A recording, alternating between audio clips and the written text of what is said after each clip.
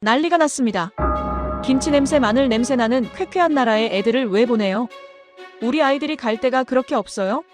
프랑스 최상위 명문고 학부모 단톡방은 출국 전날 밤까지 난리가 났습니다. 한국은 후진국 아니냐, 치안도 위생도 못 믿겠다, 거긴 배울 게 없다. K-아이돌 말고 뭐가 있냐는 말들이 쏟아졌죠. 아이들보다 더 강하게 반대한 건 사실 부모들이었습니다.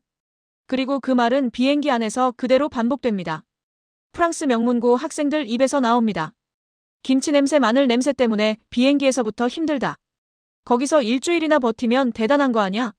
그런데 이상한 일이 벌어집니다. 인천에 도착한 뒤부터 그 조롱이 하나씩 사라지기 시작한 겁니다. 한국을 가장 얕잡아 보던 그들이 왜 말을 잇지 못하고 고개를 숙이게 됐을까요? 어떻게 그들의 유난한 세계관이 바뀌었을까요? 도대체 한국의 그 무엇이 그 유난한 프랑스 상류층 부모들과 명문고 아이들의 입을 닫게 만들었을까요? 한국의 무엇이 그들을 압도적으로 변화시키고 눈물을 흘리게 만들었을까요? 지금부터 그 불편하고도 너무나 통쾌한 이야기를 시작합니다. 좋아요와 구독, 알림 설정으로 함께 해주세요. 저에게도 아주 큰 힘이 됩니다. 저는 파리에 있는 루이르그랑 고등학교에서 역사를 가르치는 교사입니다. 올해로 12년째 같은 학교에서 아이들을 가르치고 있어요. 그동안 여러 나라로 수학여행을 다녔습니다. 독일, 스페인, 이탈리아, 영국까지요. 하지만 이번 목적지는 달랐습니다. 한국이었어요. 학부모 간담회는 화요일 저녁 7시에 시작되었습니다. 강당에는 50여 명의 학부모가 앉아 있었어요. 저는 단상 위에 섰습니다. 준비해온 프레젠테이션을 켰죠. 인천공항 사진, 경복궁, 한강이 나왔어요. 그런데 뒷줄에서 손이 올라갔습니다. 마르탱 씨였습니다. 변호사였죠. 그가 물었어요. 한국이 안전한 곳입니까? 저는 대답했습니다. 물론입니다. 한국은 OECD 국가 중에서도 치안이 우수한 편에 속합니다. 그가 다시 물었어요. 그럼 왜 북한과 대치하고 있습니까? 전쟁 위험은요? 강당이 조용해졌습니다. 다른 학부모들도 고개를 끄덕였어요. 저는 답변했죠. 휴전선은 서울에서 50km 떨어져 있고 70년 넘게 평화가 유지되고 있습니다. 하지만 제 목소리에는 확신이 없었어요. 사실 저도 잘 몰랐거든요. 앞줄에서 또 다른 손이 올라갔습니다. 샤를로트 부인이었어요. 그녀는 투자은행 임원이었죠. 그녀가 날카롭게 물었습니다. 혹시 우리 아이들이 아프면 어떡하죠? 한국 병원을 믿을 수 있나요? 저는 잠시 말을 멈췄습니다. 그리고 대답했어요. 한국은 의료 시스템이 발달한 나라입니다. 하지만 제 말투는 점점 방어적으로 변하고 있었습니다. 질문이 이어졌습니다. 음식은 안전한가요? 언어 문제는요? 만약에 사고가 나면요? 저는 하나하나 답했어요. 하지만 학부모들의 눈빛은 차가웠습니다. 그들은 제 대답을 원한 게 아니었어요. 확신을 원했죠. 그런데 저한테는 그런 확신이 없었습니다. 간담회가 끝났습니다. 저는 복도에서 교감 선생님을 만났어요. 그가 조용히 말했습니다. 카미유, 괜찮겠어요? 저는 고개를 끄덕였습니다. 물론입니다. 하지만 속으로는 떨리고 있었어요. 아이들을 책임진다는 게 이렇게 무거운 일인 줄 다시 깨달았죠. 그날 밤 잠을 이루지 못했습니다. 22명의 14살짜리 아이들을 데리고 10,000km 떨어진 나라로 간다는 게 두려웠어요. 무엇보다 제가 그 나라에 대해 아는 게 거의 없다는 게 문제였죠. 삼성과 현대, K-팝, 그게 전부였습니다. 그것만으로 충분할까요? 출국 이틀 전이었습니다. 저는 다시 한국에 대해 검색했어요. 인구 5천만, GDP 세계 10위권, 반도체와 자동차 강국. 숫자는 그럴듯했습니다. 하지만 숫자가 안전을 보장하는 건 아니었죠. 부모들이 원하는 건 통계가 아니라 마음의 안정이었어요. 샤를 드골 공항 출국장이었습니다. 학생들이 모였어요. 아이들은 들떠 있었죠. 어떤 아이는 K-팝 가수 이름을 외쳤고 어떤 아이는 한국 과자 사진을 보여줬습니다. 하지만 몇몇 부모들의 표정은 굳어 있었어요. 마르탱 씨가 제게 다가왔습니다. 그가 말했어요. 선생님, 우리 아이 잘 부탁합니다. 무슨 일 있으면 바로 연락 주세요. 저는 대답했습니다.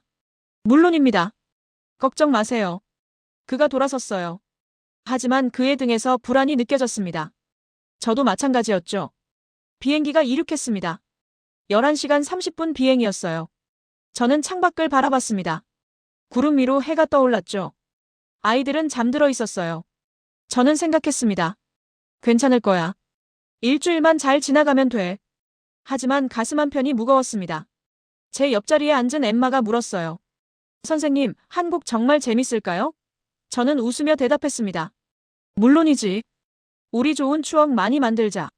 하지만 속으로는 다른 생각을 하고 있었어요. 제발 아무 일도 일어나지 마. 그냥 무사히 다녀오자. 인천공항에 도착했습니다. 현지 시간 오후 5시였어요. 비행기 문이 열렸죠. 아이들이 우르르 일어났습니다. 저는 가방을 챙기며 긴장했어요. 이제 시작이구나. 입국장으로 향했습니다. 복도는 넓었어요. 사람들이 많았죠. 하지만 이상했습니다. 시끄럽지 않았어요. 파리샤를 드골 공항과는 완전히 달랐죠. 거기선 사람들이 소리 지르고 짐을 끌며 부딪히고 어디론가 뛰어다닙니다. 그런데 여기는 조용했어요. 모두가 같은 속도로 걷고 있었습니다. 입국 심사대 앞이었습니다. 사람들이 줄을 섰어요. 누가 지시하지 않았는데도요. 새치기 하는 사람이 없었습니다. 저는 학생들을 확인했죠. 22명 모두 있었어요. 다행이었습니다. 심사가 끝났습니다. 수화물 찾는 곳으로 갔어요. 컨베이어 벨트가 돌고 있었죠. 사람들이 가방을 기다렸습니다. 그런데 또 이상했어요. 아무도 밀지 않았습니다.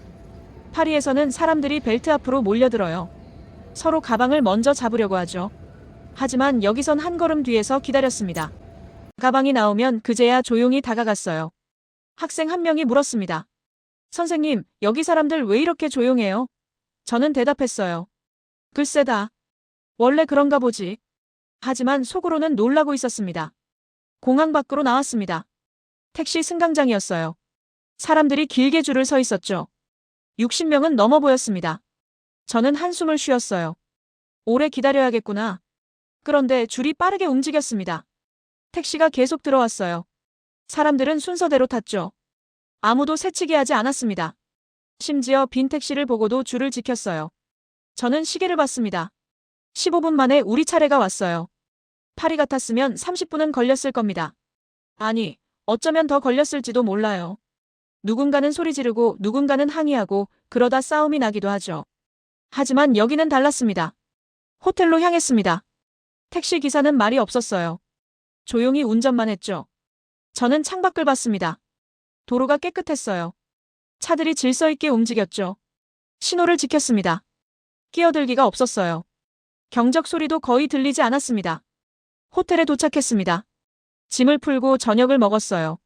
아이들은 피곤해했죠. 저는 방으로 돌아왔습니다. 샤워를 하고 침대에 누웠어요. 그런데 잠이 오지 않았습니다. 자꾸 공항 장면이 떠올랐죠. 다음 날 아침이었습니다. 우리는 지하철을 타기로 했어요. 명동으로 가는 길이었죠. 역에 도착했습니다. 사람들이 많았어요. 출근 시간이었거든요. 저는 긴장했습니다. 파리 지하철 출근 시간은 전쟁터예요. 사람들이 밀고 소리 지르고 짐을 들이받죠. 아이들을 잃어버릴까봐 항상 조마조마합니다. 하지만 여기는 달랐습니다. 사람들이 줄을 섰어요. 전동차가 들어왔죠. 문이 열렸습니다. 그런데 아무도 먼저 타지 않았어요. 내리는 사람을 기다렸습니다. 모두 다 내린 다음에야 탔죠.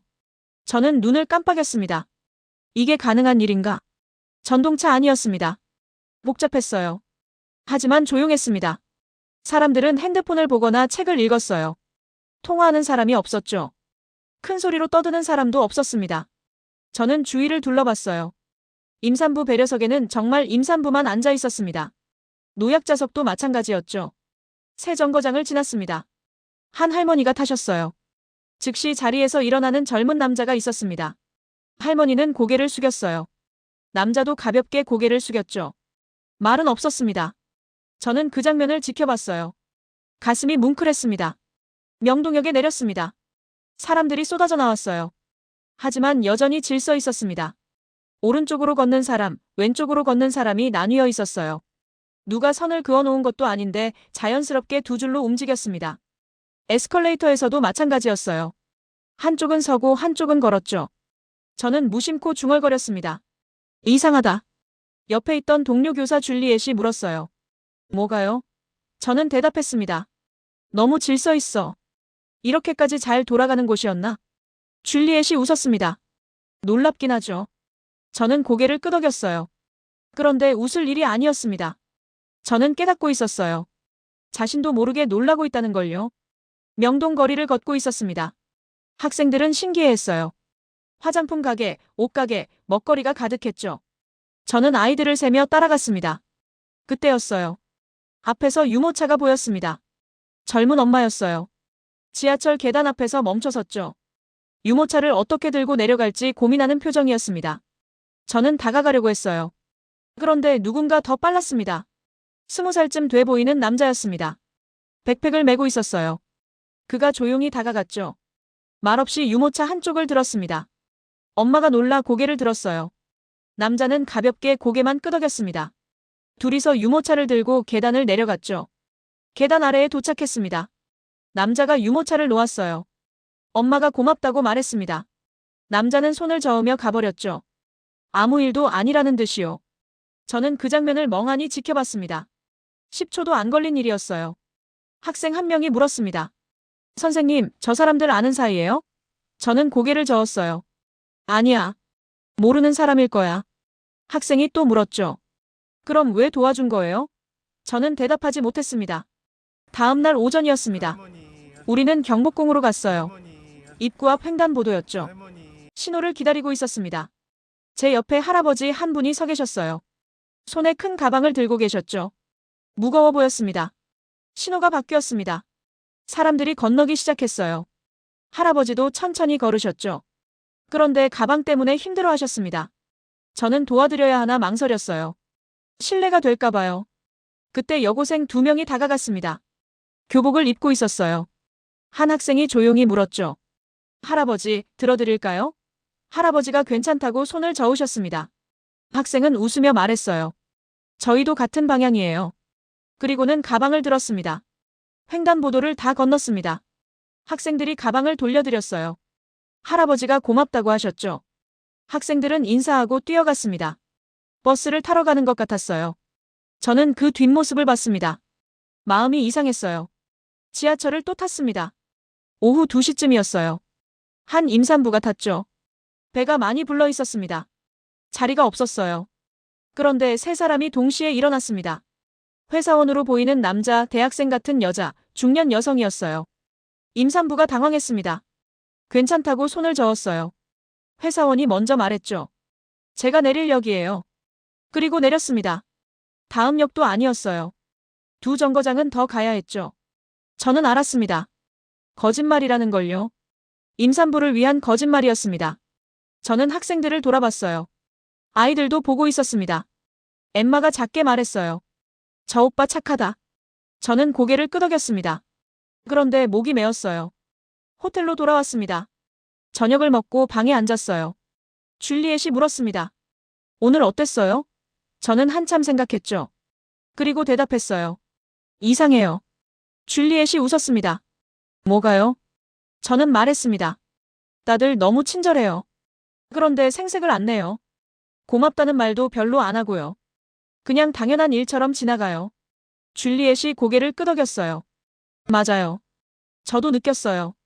저는 창밖을 봤습니다. 서울 야경이 보였어요. 불빛이 가득했죠. 저는 중얼거렸습니다. 우리는 언제부터 이런 걸 잃었을까? 줄리엣이 물었어요. 뭐라고요? 저는 고개를 저었습니다. 아무것도 아니에요. 하지만 정말 아무것도 아닌 게 아니었습니다. 저는 알고 있었어요. 파리에서는 누군가 문을 잡아주면 고맙다고 크게 말해야 해요. 안 그러면 무례한 사람이 되죠. 노인을 도우면 칭찬받아요. 대단한 일을 한 것처럼요. 하지만 여기는 달랐습니다. 도움은 그냥 일상이었어요. 가슴이 먹먹했습니다. 감동인데 동시에 부끄러웠어요. 우리는 언제부터 남을 돕는 게 특별한 일이 됐을까? 언제부터 친절에 박수를 쳐야 했을까? 저는 답을 알 수 없었습니다. 침대에 누웠습니다. 잠이 오지 않았어요. 오늘 본 장면들이 자꾸 떠올랐죠. 유모차를 든 남자, 가방을 들어준 여고생, 자리를 양보한 회사원. 그들의 얼굴도 기억나지 않았습니다. 하지만 그들의 행동은 선명했어요. 너무나 자연스러웠죠. 저는 눈을 감았습니다. 그리고 생각했어요. 이게 원래 사람 사는 모습 아니었을까? 우리가 잃어버린 게 아니라 여기가 지키고 있는 걸까? 답은 없었습니다. 그저 가슴만 아팠어요. 셋째 날 아침이었습니다. 저는 핸드폰을 켰어요. 알림이 50개가 넘었죠. 학부모 단톡방이었습니다. 심장이 철렁했어요. 마르탱 씨가 올린 글이었습니다. 카미유 선생님, 아이들이 한국 음식을 먹고 탈이 났다는 게 사실입니까? 저는 당황했어요. 무슨 소리인지 몰랐죠. 아이들은 모두 건강했습니다. 다른 댓글들이 달려 있었습니다. 역시 위생이 문제예요. 한국은 아직 선진국이 아니에요. 왜 굳이 그런 곳으로 보냈는지 모르겠어요.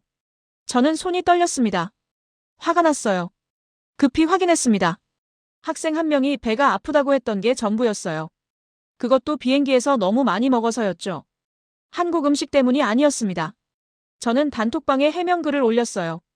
오해입니다. 아이들 모두 건강합니다. 하지만 댓글은 계속 달렸습니다. 그래도 조심하세요. 만약을 대비해야죠. 선진국이라는 말은 과장 아닙니까? 저는 핸드폰을 내려놓았어요. 더 이상 볼 수가 없었습니다. 아침 식사 자리였습니다. 학생들이 신나게 떠들었어요.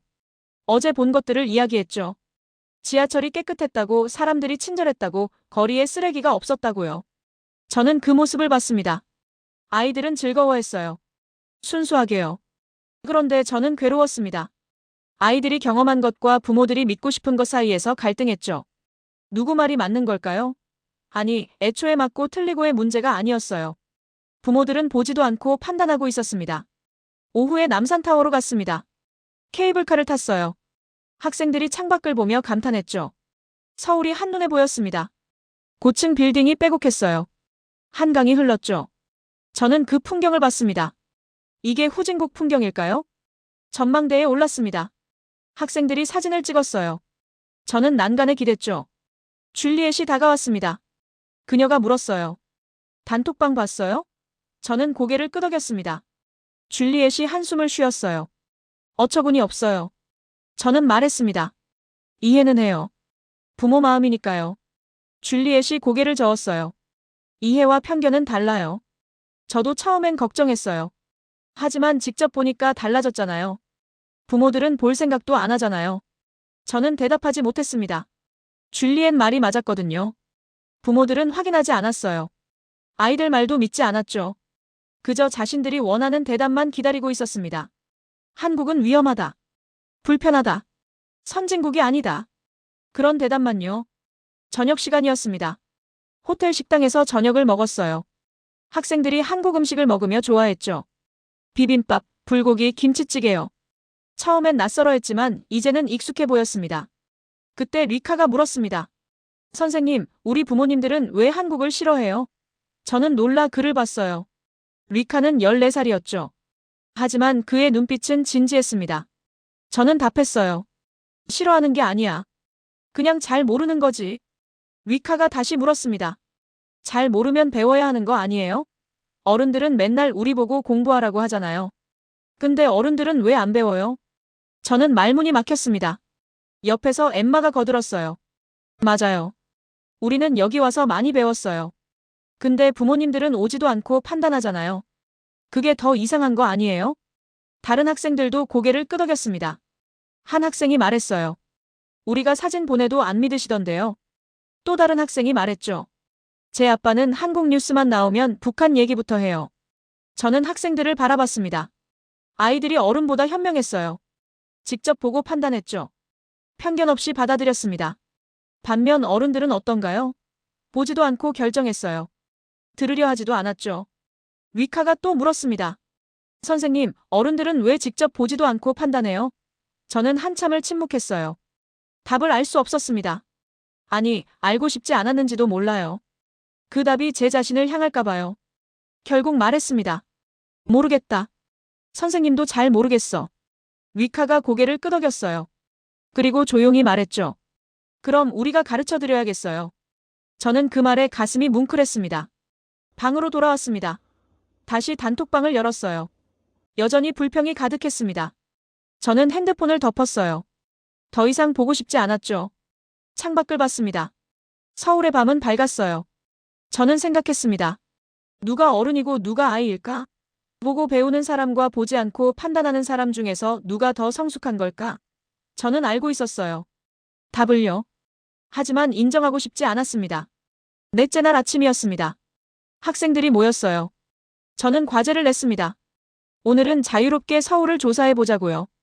교통, 안전, 공공 시스템 중 하나를 선택해서 직접 경험하고 기록하라고 했죠. 학생들이 팀을 나눴습니다. 버스팀, 지하철팀, 거리관찰팀, 공공시설팀, 안전팀으로요. 저는 걱정됐습니다. 아이들끼리만 돌아다니게 해도 될까? 하지만 줄리엣이 말했어요. 믿어봐요. 오전 10시였습니다. 버스팀이 정류장에 섰어요.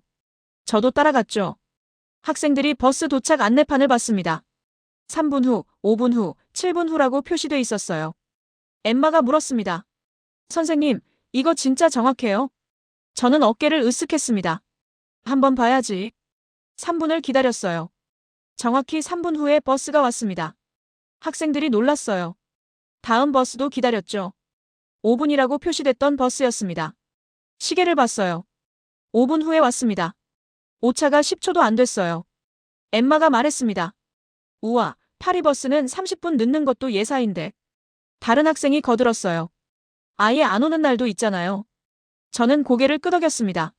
맞아요. 버스를 탔습니다. 내부가 깨끗했어요. 의자에 낙서가 없었죠. 바닥에 쓰레기도 없었습니다. 파리버스는 늘 지저분해요. 껌이 붙어 있고 음료수가 엎질러져 있고 낙서가 가득하죠. 하지만 여기는 달랐습니다. 지하철팀의 보고가 들어왔습니다. 저녁에 호텔에서 만났어요. 위카가 발표했죠. 지하철은 더 정확했습니다. 배차 간격이 2분에서 3분이었어요. 한 번도 늦지 않았습니다. 열차 내부도 깨끗했고요. 심지어 에어컨도 잘 나왔어요. 한 학생이 덧붙였습니다. 그리고 모든 역에 스크린 도어가 있었어요. 안전하게 기다릴 수 있었죠. 파리는 1호선만 있잖아요. 저는 고개를 끄덕였습니다. 맞아, 파리는 아직 대부분 역에 없지. 거리 관찰팀의 차례였습니다. 클로에가 발표했어요. 거리에 쓰레기통이 많지 않았는데도 쓰레기가 없었습니다. 사람들이 각자 가지고 다니더라고요. 길거리 흡연도 거의 못 봤어요. 다들 흡연 구역에서만 피우더라고요. 다른 학생이 사진을 보여줬습니다. 횡단보도 사진이었어요. 신호를 기다리는 사람들이 줄지어 서 있었죠. 학생이 말했습니다. 차가 없어도 다들 신호를 지켰어요. 파리는 빨간불에도 그냥 건너잖아요. 저는 부끄러웠습니다. 공공시설팀이 발표했습니다. 화장실이 깨끗했어요. 무료였고요. 휴지도 있었고 비누도 있었고 손 말리는 기계도 있었습니다. 한 학생이 말했죠. 파리는 공중화장실 찾기도 힘든데요. 있어도 돈 내야 하고요. 마지막으로 안전팀이었습니다. 학생들이 경찰을 봤다고 했어요. 하지만 총을 들고 있지 않았습니다. 위협적이지 않았죠. 그냥 친절하게 길을 알려줬다고요. CCTV는 많았지만 불안하지 않았다고 했습니다. 오히려 안심이 됐다고요. 저는 학생들의 발표를 들었습니다. 하나하나가 구체적이었어요. 감정이 아니라 사실이었죠. 데이터였습니다. 저는 깨달았어요. 이건 우연이 아니구나. 밤이 됐습니다. 저는 자료를 정리했어요. 학생들이 찍은 사진, 적은 메모, 시간 기록들이었죠. 모두 일관됐습니다. 정확하고 깨끗하고 질서 있고 안전했어요. 줄리엣이 물었습니다. 어떻게 생각해요? 저는 천천히 대답했어요. 이건 그냥 운이 아니에요. 시스템이에요. 누군가 이렇게 만든 거예요. 의도적으로요. 줄리엣이 고개를 끄덕였습니다. 나라가 노력한 거죠. 저는 창밖을 봤어요. 불빛이 반짝였습니다. 저는 말했죠. 그래요. 나라가 만든 거예요. 국민이 지킨 거고요. 생각했습니다. 파리는 왜 이렇게 못할까? 프랑스는 선진국이에요. 역사도 깊고 문화도 찬란하죠. 하지만 버스는 늦고 지하철은 더럽고 거리엔 쓰레기가 널렸습니다. 왜일까요? 답은 간단했습니다. 안 만들었기 때문이에요. 아니, 만들 생각을 안 했죠. 우리는 이미 선진국이라고 믿었습니다. 더 나아질 필요를 못 느꼈어요. 하지만 한국은 달랐습니다. 계속 나아지려고 했어요. 저는 학생들 보고서를 다시 봤습니다. 버스 정시 도착률 98%, 지하철 배차 간격 평균 2.3분, 시청결도 평가 상위 5%. 숫자들이었어요. 거짓말하지 않는 숫자들이었습니다. 침대에 누웠습니다. 눈을 감았어요. 그런데 잠이 오지 않았습니다. 자꾸 학생들 말이 떠올랐죠. 이건 증거예요. 우리가 직접 봤어요. 숫자가 말해줘요. 저는 깨달았습니다. 아이들이 저보다 현명했어요. 말이 아니라 증거로 판단했죠. 감정이 아니라 사실로 봤습니다. 어른들은 어땠나요? 보지도 않고 판단했어요. 편견으로 결론을 우리 내렸죠. 아이들이 갈 데가 그렇게 한숨을 없어요. 쉬었습니다. 부끄러웠어요. 김치 저도 처음엔 의심했었죠. 한국이 정말 괜찮을까? 안전할까? 이제는 알았습니다. 괜찮은 정도가 아니었어요. 훌륭했습니다. 나라가 이렇게 만들었고 국민이 이렇게 지켰어요. 다섯째 날 오전이었습니다. 전쟁기념관으로 향했어요. 학생들은 버스 안에서 떠들었죠. 어제 조사한 걸 자랑했습니다. 저는 창밖을 봤어요. 용산이었습니다. 기념관에 도착했습니다. 건물이 컸어요. 학생들이 내렸죠. 입구로 걸어갔습니다. 저는 긴장됐어요. 전쟁 이야기는 항상 무거웠거든요. 실내 전시관으로 들어갔습니다. 첫 번째 방이었어요. 한국전쟁 전 사진들이 걸려 있었죠. 일제강점기부터 해방까지였습니다. 학생들이 사진을 봤어요. 저도 봤습니다. 그때 한 사진 앞에서 멈췄습니다. 1950년 서울이었어요. 폐허였습니다. 건물이 무너져 있었죠. 거리엔 잔해만 가득했어요. 사람들은 남루한 옷을 입고 있었습니다. 아이들도 보였어요. 맨발이었죠. 숨을 삼켰습니다. 학생들보다 제가 먼저였어요. 옆에 설명문이 있었습니다. 전쟁으로 서울의 70%가 파괴됐다. 저는 그 문장을 다시 읽었어요. 70%요? 학생들이 다가왔습니다. 엠마가 물었어요. 선생님, 이게 진짜예요? 저는 고개를 끄덕였습니다. 진짜야. 엠마가 다시 물었죠. 이게 서울이요? 우리가 어제 걸었던 그 서울요? 대답하지 못했습니다. 목이 메었거든요. 위카가 사진을 가까이서 봤어요. 그가 중얼거렸습니다. 믿기지 않아요. 저는 그 말에 공감했어요. 정말 믿기지 않았습니다. 다음 전시실로 갔습니다. 전쟁 중 사진들이 더 많았어요. 피난민들, 부상자들, 울고 있는 아이들이 보였죠. 한 사진이 눈에 들어왔습니다. 천막 교실이었어요. 아이들이 천막 안에 앉아 있었습니다. 흙바닥이었어요. 책상도 없었죠. 판자 위에 공책을 펼쳐놓고 글을 쓰고 있었습니다. 겨울이었는지 두꺼운 옷을 입고 있었어요. 손은 빨갛게 얼어 있었죠. 학생들이 조용해졌습니다. 클로에가 물었어요. 저 아이들 몇 살이에요? 설명문을 봤습니다. 1952년 부산 피난학교. 학생 평균 연령 14살. 저는 클로에를 봤어요. 너희랑 같은 나이야. 클로에가 눈을 크게 떴습니다. 다른 학생들도 놀랐어요. 사라가 말했죠. 우리랑 똑같아요. 저는 고개를 끄덕였습니다. 그래. 똑같아. 다음 유리 케이스였습니다. 교과서가 전시돼 있었어요. 낡았습니다. 구멍이 뚫려 있었죠. 설명문을 읽었어요. 총탄 자국이 남은 교과서. 학생은 이 책으로 공부하다가 전사했다. 가슴이 먹먹했습니다. 학생들도 말이 없었어요. 위카가 손을 유리에 댔습니다. 그가 작게 말했죠. 공부하다가 죽었다고요? 저는 대답했어요. 그래. 전쟁 중이었으니까. 한참을 서 있었습니다. 아무도 움직이지 않았어요. 저는 학생들을 봤습니다. 아이들 얼굴이 굳어 있었죠. 처음 보는 표정이었어요. 충격과 슬픔이 섞여 있었습니다. 전시실을 나왔습니다. 복도에 영상실이 있었어요. 들어갔죠. 다큐멘터리가 상영되고 있었습니다. 한국전쟁 이후 재건 과정이었어요. 화면에 숫자가 나왔습니다. 1953년 1인당 GDP 67달러. 세계 최빈국. 저는 그 숫자를 봤어요. 67달러요. 학생 한 명이 물었습니다. 그게 얼마나 가난한 거예요? 해설자가 말했습니다. 아프리카 최빈국보다 못한 수준이었다고요. 학생들이 숨을 죽였어요. 화면이 바뀌었습니다. 2023년 1인당 GDP 3만 5천 달러. 세계 13위. 계산이 빨랐던 리카가 말했습니다. 70년 만에 500배가 넘게 올랐어요. 저는 고개를 끄덕였어요. 그래. 70년이야. 화면에 다시 사진이 나왔습니다. 공사 현장에서 일하는 사람들이었어요. 땀을 흘리고 있었죠. 밤새 일하는 공장 노동자들도 보였습니다. 광부들, 간호사들, 기술자들이 이어졌어요. 해설이 흘렀습니다. 전쟁 세대는 하루 16시간씩 일했습니다. 자식들을 먹이기 위해서였죠. 나라를 일으키기 위해서였습니다. 저는 화면을 응시했어요. 눈시울이 뜨거워졌습니다. 영상이 끝났습니다. 불이 켜졌어요. 학생들이 일어났죠. 하지만 아무도 말하지 않았습니다. 저도 일어났어요. 다리에 힘이 없었습니다. 밖으로 나왔습니다. 야외 전시장이었어요. 햇빛이 따가웠죠. 학생들이 벤치에 앉았습니다. 저도 앉았어요. 한참을 말없이 있었습니다. 엠마가 울고 있었습니다. 어깨가 떨렸어요. 옆에 앉은 사라가 손을 잡아줬죠. 사라도 눈물을 닦았습니다. 저는 두 아이를 봤어요. 가슴이 아팠습니다. 위카가 말했습니다. 선생님, 저희가 너무 몰랐어요. 저는 고개를 끄덕였어요. 나도 그래. 나도 몰랐어. 클로에가 물었습니다. 저 사람들이 지금 할아버지 할머니예요? 저는 대답했죠. 그래. 지금 한국 노인들이야. 우리가 지하철에서 본 분들이고. 학생들이 고개를 숙였습니다.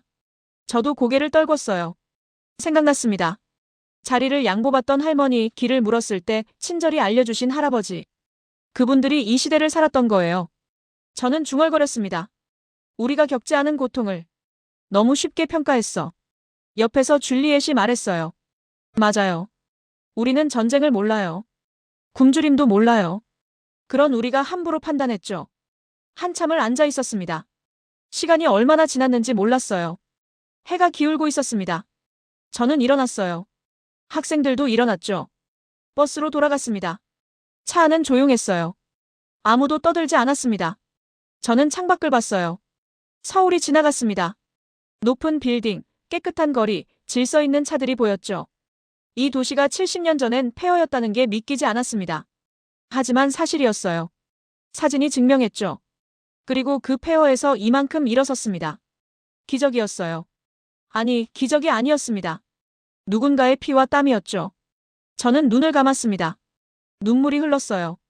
부끄러움과 존경이 섞인 눈물이었습니다. 여섯째 날 저녁이었습니다. 마지막 밤이었어요. 호텔 회의실에 모였죠. 저는 학생들에게 과제를 냈습니다. 한국과 프랑스를 비교해 보자고요. 학생들이 노트를 폈습니다. 처음엔 조용했어요. 펜을 들었다가 내려놓기를 반복했죠. 망설이고 있었습니다. 저는 기다렸어요. 5분쯤 지났습니다. 엠마가 손을 들었어요. 저는 고개를 끄덕였죠. 엠마가 말했습니다. 선생님, 써도 돼요? 솔직하게요? 저는 대답했어요. 물론이지. 솔직해야지. 엠마가 노트를 봤습니다. 그리고 읽기 시작했어요. 파리 지하철은 낙서가 많아요. 의자가 찢어져 있고요. 냄새도 나요. 한국은 깨끗했어요. 왜 우리는 안 될까요? 그녀의 목소리가 떨렸습니다. 다른 학생들이 고개를 들었습니다. 위카가 말했어요. 저도 그렇게 생각했어요. 우리가 함부로 대해서요. 공공 물건이니까 상관없다고 생각하는 것 같아요. 저는 조용히 들었습니다. 클로에가 손을 들었습니다. 파리는 쓰레기가 많아요. 길에도 공원에도 지하철역에도요. 한국은 쓰레기통이 별로 없는데도 깨끗했어요. 사람들이 들고 다니더라고요. 우리는 왜 못할까요? 사라가 대답했습니다. 귀찮아서요. 솔직히요.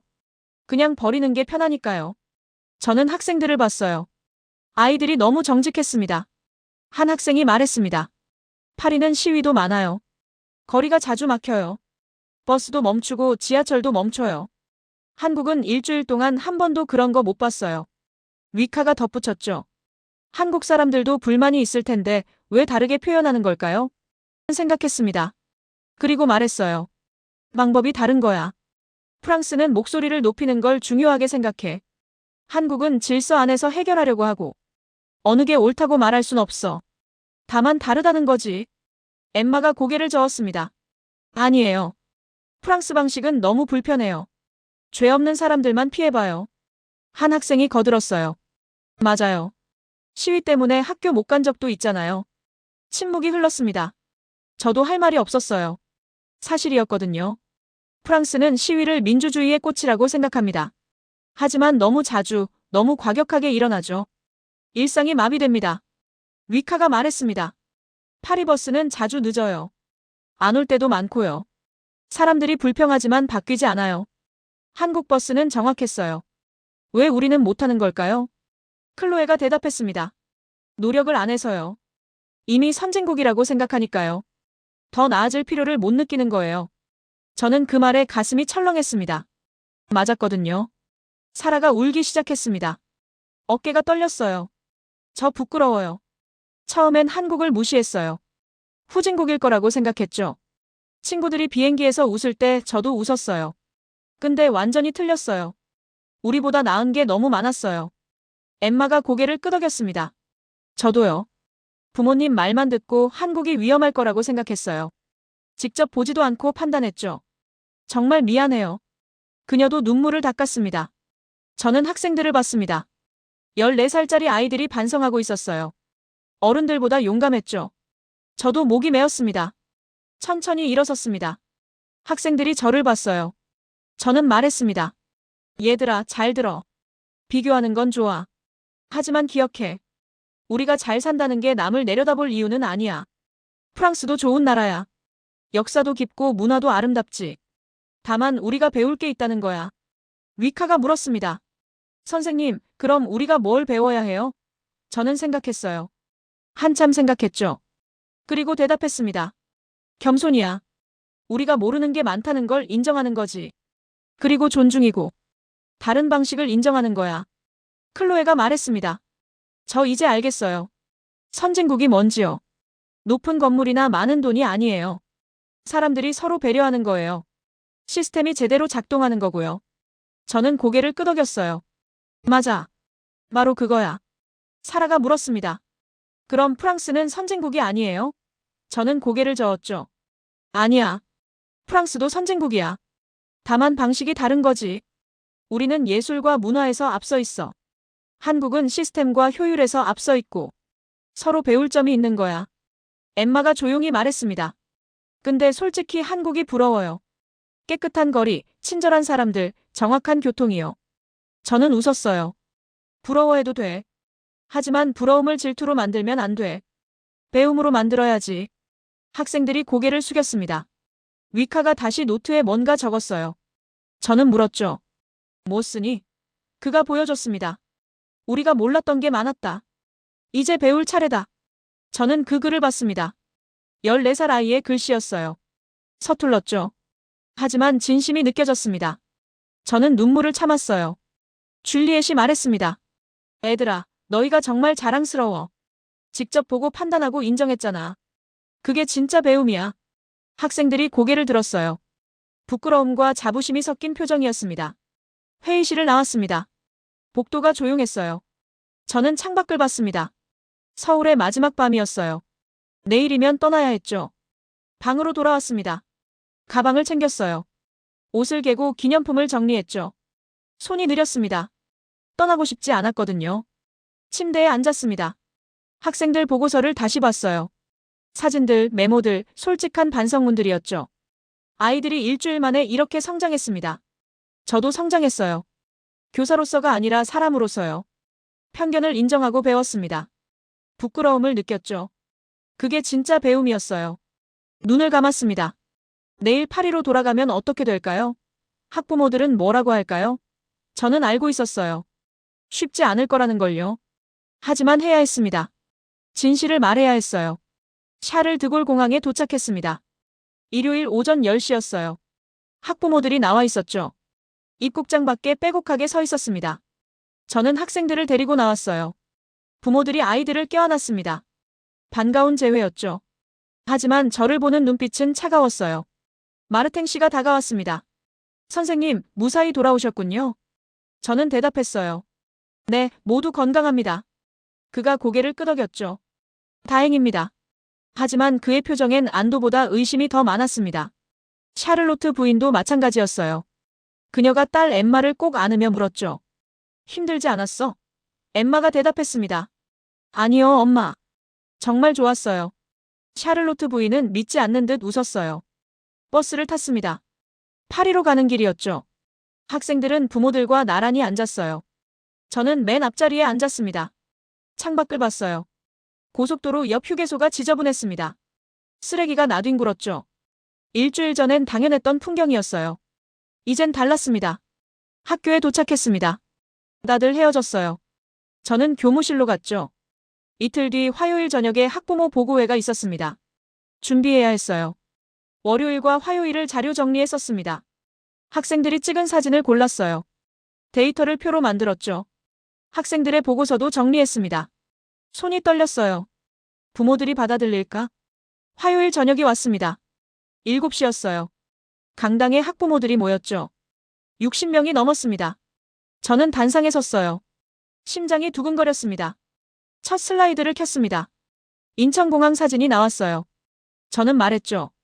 이곳이 우리가 도착한 공항입니다. 세계 공항 서비스 평가 1위를 12년 연속 유지한 곳이에요. 뒷줄에서 웃음이 났습니다. 비웃는 소리였어요. 마르탱 씨가 손을 들었습니다. 선생님, 그런 건 통계 조작입니다. 한국이 돈 주고 산 순위죠. 저는 고개를 저었어요. 국제공항협회 공식 평가입니다. 학생들이 직접 경험했고요. 다음 슬라이드를 넘겼습니다. 지하철 사진이었어요. 깨끗한 내부와 스크린도어가 보였죠. 저는 설명했습니다. 학생들이 사흘 동안 매일 이용했어요. 배차 간격 평균 2.3분, 정시 도착률 98%였습니다. 한 번도 늦지 않았어요. 샤를로트 부인이 말했습니다. 과장이죠. 운이 좋았던 거예요. 그때 엠마가 일어났습니다. 아니에요, 엄마. 우리가 직접 시간을 쟀어요. 정말 정확했어요. 샤를로트 부인이 딸을 봤어요. 놀란 표정이었죠. 엠마는 계속 말했습니다. 그리고 엄마, 파리 지하철은 왜 항상 늦어요? 왜 더러워요? 우리는 왜 못하는 거예요? 강당이 조용해졌습니다. 샤를로트 부인이 입을 다물었어요. 저는 슬라이드를 계속 넘겼습니다. 버스 정시 도착 데이터, 거리 청결도 사진, 공공시설 비교 자료가 나왔어요. 하나하나 설명했죠. 학생들이 직접 조사한 거라고요. 한 학부모가 말했습니다. 선생님, 그건 잘 찍은 사진만 보여주시는 거 아니에요? 그때 리카가 일어났어요. 아니에요. 일주일 내내 그랬어요. 거리마다, 지하철마다, 버스마다 다 깨끗했어요. 그가 질문했습니다. 그런데 왜 파리는 쓰레기가 많아요? 왜 낙서투성이에요? 부모들이 웅성거렸어요. 누구도 대답하지 못했습니다. 다음 슬라이드였습니다. 전쟁기념관 사진이 나왔어요. 폐허가 된 서울, 천막교실, 총탄 자국 교과서였죠. 저는 천천히 말했습니다. 70년 전 한국은 세계 최빈국이었어요. 1인당 GDP 67달러였죠. 전쟁으로 모든 게 파괴됐습니다. 화면이 바뀌었습니다. 현재 서울 사진이었어요. 저는 말을 이었어요. 지금 한국은 1인당 GDP 3만 5천 달러입니다. 프랑스와 비슷한 수준이에요. 70년 만에 일어난 일입니다. 침묵이 흘렀습니다. 저는 말했어요. 이 모든 걸 만든 건 사람입니다. 전쟁 속에서 자란 세대가 하루 16시간씩 일했어요. 자식을 먹이기 위해, 나라를 일으키기 위해서였죠. 사라가 일어났습니다. 눈물을 닦으며 말했어요. 저 부끄러웠어요. 한국을 무시했었거든요. 후진국일 거라고 생각했어요. 근데 완전히 틀렸어요. 오히려 우리가 배워야 해요. 그녀의 목소리가 떨렸습니다. 클로에가 일어났습니다. 한국 사람들은 친절했어요. 생색내지 않고요. 시스템도 제대로 작동했어요. 우리보다 나은 게 많았어요. 리카도 일어났죠. 저희가 직접 봤어요. 데이터로 확인했고요. 거짓말 아니에요. 학생들이 하나둘 일어났습니다. 10명, 15명, 20명이요. 모두 같은 말을 했어요. 한국은 훌륭했다고. 우리가 배워야 한다고. 몰랐던 게 많았다고요. 부모들이 흔들렸습니다. 마르탱 씨가 고개를 숙였어요. 샤를로트 부인도 눈시울을 붉혔죠. 한 학부모가 일어났습니다. 선생님, 죄송합니다. 우리가 편견을 가졌어요. 저는 마이크를 내려놓았습니다. 그리고 말했어요. 저도 마찬가지였습니다. 처음엔 두려웠고 의심했어요. 하지만 일주일을 보내고 깨달았죠. 제가 틀렸다는 걸요. 목소리가 떨렸습니다. 선진국이 뭔지 다시 배웠어요. 높은 건물이나 많은 돈이 아니에요. 시스템이 작동하고 사람들이 배려하고 질서가 지켜지는 거예요. 한국이 그걸 보여줬습니다. 회의가 끝났습니다. 사람들이 천천히 일어났어요. 마르탱 씨가 다가왔습니다. 선생님, 제가 잘못 생각했습니다. 저는 악수를 청했어요. 우리 모두 배웠어요. 밖으로 나왔습니다. 학생들과 부모들이 함께 걸어갔어요. 엠마가 엄마 손을 잡았습니다. 위카가 아빠와 이야기하고 있었죠. 모두 진지한 표정이었어요. 집으로 돌아갔습니다. 문을 열고 불을 켰어요. 소파에 앉았죠. 핸드폰을 꺼냈습니다. 학생들 사진을 다시 봤어요. 한국의 거리, 미소 짓는 사람들, 깨끗한 지하철이었습니다. 창밖을 봤습니다. 파리의 밤이었어요. 에펠탑이 반짝이고 있었죠. 아름다운 도시였습니다. 저는 생각했어요. 이 도시도 변할 수 있다고. 우리가 배우면요. 한국이 준 선물이 그거였습니다. 불가능은 없다는 증거였어요. 70년 만에 폐허에서 일어선 나라가 있다면 우리도 할 수 있죠. 깨끗한 거리, 정확한 교통, 배려하는 사회를 만들 수 있어요. 눈을 감았습니다. 미소가 지어졌어요. 일주일이 제 인생을 바꿨습니다. 교사로서가 아니라 사람으로서요. 배움에는 나이가 없다는 걸 깨달았죠. 여러분은 언제 한국이 자랑스러우셨나요? 어떤 순간에 대한민국의 진짜 모습을 보셨나요? 댓글로 나눠주세요. 좋아요와 구독 부탁드립니다. 우리 함께 자랑스러운 이야기를 만들어가요.